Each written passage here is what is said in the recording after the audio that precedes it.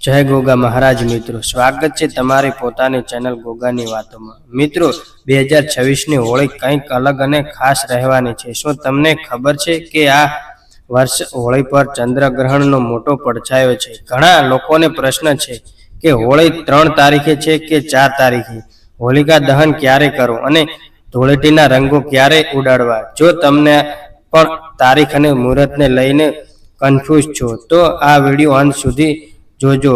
આ આપણે પંચાંગ અને શાસ્ત્રો મુજબ સાચી તારીખ જાણીશું।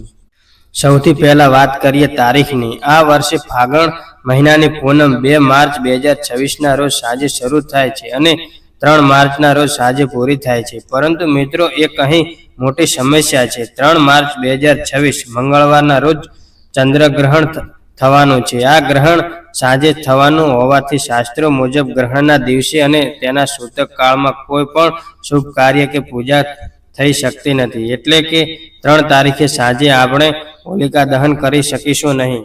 શાસ્ત્રો મુજબ જ્યારે પૂનમ તિથિ હોય અને ભદ્ર ન હોય ત્યારે હોલિકા દહન કરવું જોઈએ। આ વર્ષે 2 માર્ચ 2026 સોમવારના રોજ રાતે ભદ્ર પૂરી થાય પછી જ હોલિકા દહન કરવું શ્રેષ્ઠ રહેશે। તારીખ 2 માર્ચ 2026 સોમવારની મોડી રાતે એટલે કે ટેકનિકલ 3 માર્ચની વહેલી સવારે સમય રાતે 12:50 થી 2 વાગ્યાની વચ્ચે।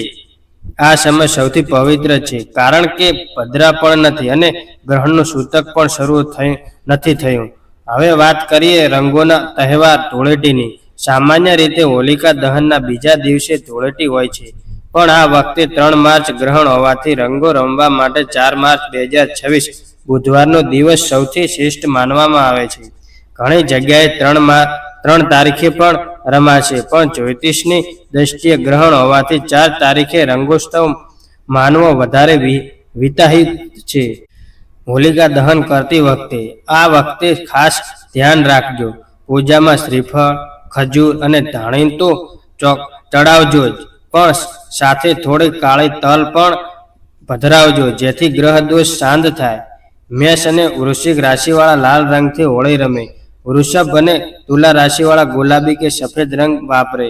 મકર અને કુંભ રાશિવાળા વાદળી કે ગુલાબી રંગ પસંદ કરે। આનાથી તમારો નસીબ આખું વર્ષ ચમકતું રહેશે। તો મિત્રો આ હતી 2026ની હોળીની સાચી અને સચોટ માહિતી। ફરી એકવાર યાદ રાખજો, હોલિકા દહન 2 માર્ચ અને રાતે ધૂળેટી 4 માર્ચે। તમારા ગામ કે શહેરમાં હોળી ક્યારે મનાવવામાં આવે છે, 3 તારીખે કે 4 તારીખે? કોમેન્ટમાં જરૂર જણાવજો। વિડીયો ગમ્યો હોય તો લાઈક કરો અને તમારા મિત્રોને શેર કરો જેથી તેઓ પણ સાચી તારીખ જાણી શકે। ને જય ગોગા મહારાજ, જય શ્રી કૃષ્ણ।